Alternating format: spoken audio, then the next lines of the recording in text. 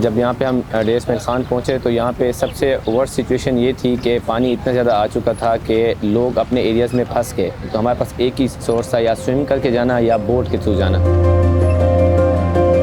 हम कुछ फोटोग्राफर्स, कुछ वॉलंटियर्स और कुछ यूथ के जितने भी हमारे दोस्त हैं, उन्होंने टीम अप किया Dera Ismail Khan flood relief force के नाम से। We are only youth volunteers. कुछ लोग जॉब कर रहे हैं, कुछ बाहर हैं, तो सब लोग इकट्ठे हुए डेरा इस्माइल खान में। सबसे बड़ा जो चैलेंज था मेरे लिए वो शुरू के दिनों में ट्रिगर करना था, लोगों को इस तरफ राग़िब करना था, क्योंकि लोग उस वक्त उन्हें ये रियलाइज़ नहीं हो रहा था कि कितना बड़ा डिज़ास्टर हो चुका है, ये कितना बड़ा हमारे लिए इशू खड़ा होने वाला है।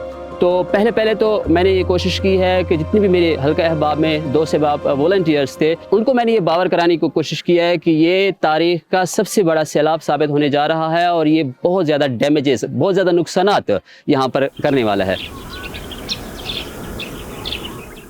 अच्छा, स्टार्ट में हमें मोबिलिटी का बड़ा इशू था, वहाँ पे पहुँचने का बड़ा इशू था। तो हमारे वॉलंटियर्स ने हमने पेशावर से, बाकी जगहों से लाइफ जैकेट्स मंगवाई और क्या नाम है, ट्यूब्स मंगवाई, जो टायर ट्यूब्स होती हैं, उनके थ्रू चारपाई के ऊपर ट्यूब्स नीचे लगा के ऊपर चारपाई रख के उसमें कुक्ड फूड लेके, उसमें राशन लेके हमारे जो वॉलंटियर्स थे 4 फीट 5 फीट पानी में गुजर के गए। और जिनके सराउंडिंग में पानी था बट शहर बचा हुआ था, उसमें सिर्फ बारिश का नुकसान हुआ था, उन लोगों तक हम इस तरीके से पहुँचे।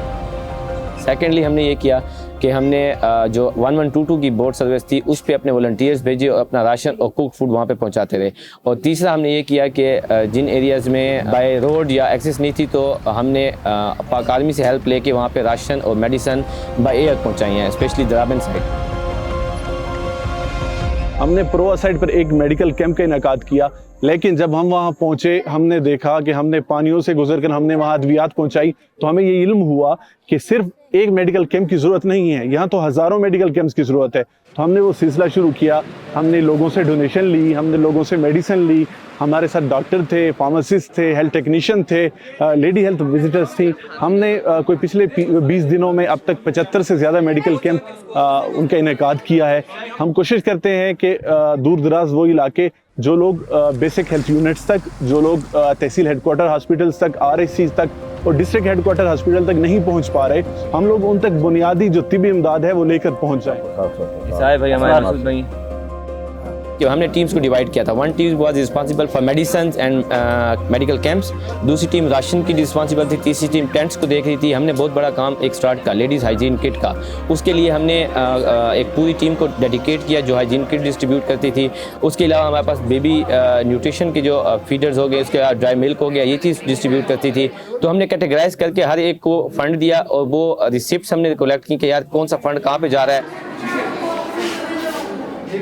जी, मेरी ये दरख्वास्त है हुकूमती जो ओहदेदार हैं, जो इस महकमा हेल्थ से ताल्लुक़ रखते हैं, कि खुदारा इन इलाकों तक पहुँचें, इन लोगों को आपकी ज़रूरत है।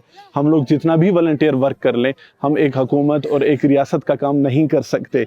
आप लोग कर सकते हैं, आपके पास डॉक्टर्स हैं, आपके पास टीम्स हैं, आप लोग पहुँचेंगे तो इन लोगों की फैसिलिटेशन होगी। लोग वॉलंटियरली इतनी ज़्यादा मदद नहीं कर सकते जितना एक सरकारी या एक हुकूमती इदारा कर सकता है। मेरा मैसेज लोगों को भी यही है कि जितना डिज़ास्टर आता है उसमें सिर्फ जिन लोगों पे अल्लाह पाक की तरफ से आजमाइश आई है, उनकी आजमाइश नहीं होती, उनका इम्तिहान नहीं होता, ये हम सब का इम्तिहान है। इन अ सेंस इम्तिहान ये है कि हमने क्या किया है। अगर एक बंदा अजाब में आया हुआ है या किसी उसमें तकलीफ़ में आया हुआ है, तो उस पर हम लोगों ने क्या किया है।